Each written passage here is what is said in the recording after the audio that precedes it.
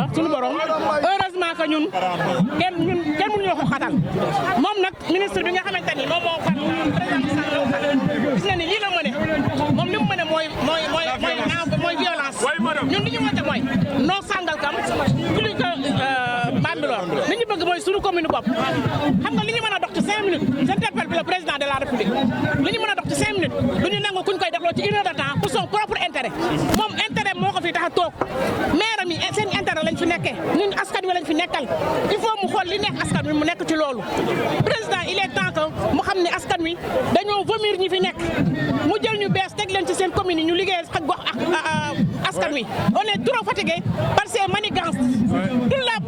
la gendarmerie est là tout le monde est là tout simplement parce que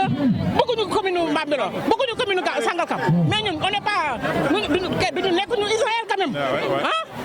nekkuñu si benn ñu ngi Sénégal Macky Sall na wax ak askanam yi mu fal lii bu ko validé mooy validé na loo xamante ne xamu ko Omar Gueye xolal